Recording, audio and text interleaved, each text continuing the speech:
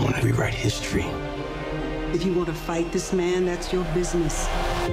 But don't pretend this is about your father. The plot of the movie centers around Michael B. Jordan's character being challenged to fight by the son of the man who killed Apollo Creed in a previous title fight.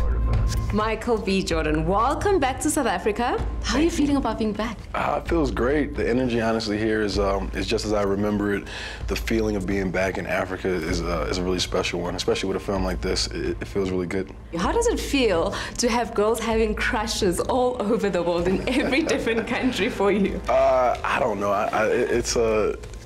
It's humbling, you know, honestly, just to be appreciated, you know, for my work and stuff like that is pretty cool. And, you know, making love and connecting with the people, that's what it's all about. It's like the power of storytelling and filmmaking, so I'm really excited about that, too. Now, your character on Creed, it took such an emotional journey as well as a physical one. How did you prepare for it?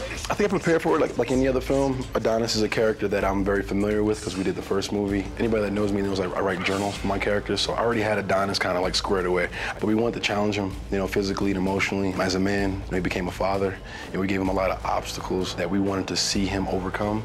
And I guess the preparation behind it was just getting in shape, you know, working out with my trainer, boxing, living like a fighter, and then emotionally, I think there's a lot of personal connection I have with Adonis. I think we were going through similar things at the same time, just kind of getting used to the new level he was at, you know, him becoming a champion, not feeling like that, getting all this attention and still kind of being a little bit uncomfortable with it and adjusting to that.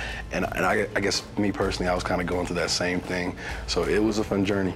Was it intimidating to you at all that Drago was played by somebody who's an actual boxer? No, not at all. I'm super competitive, and Florian's awesome. He's a really, really sweet guy. And it's kind of a tradition to use real fighters. We just wanted to be believable, and he did a tremendous job.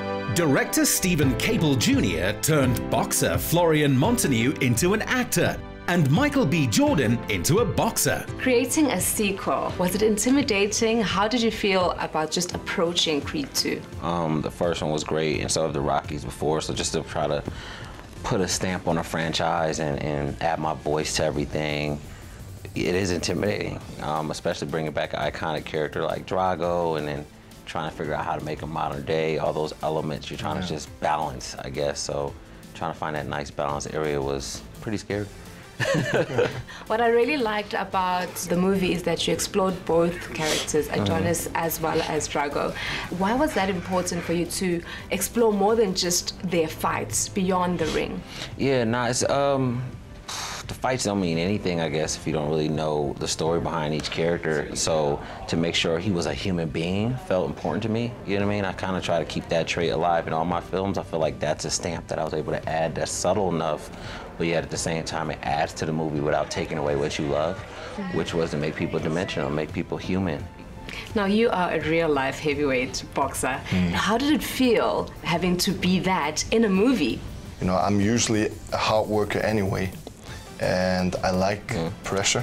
I like pressure because pressure brings the best out of me. And you know, when I have people that are really important to me around me, like for example Steven, and those people push me, then it always brings me to my best performances.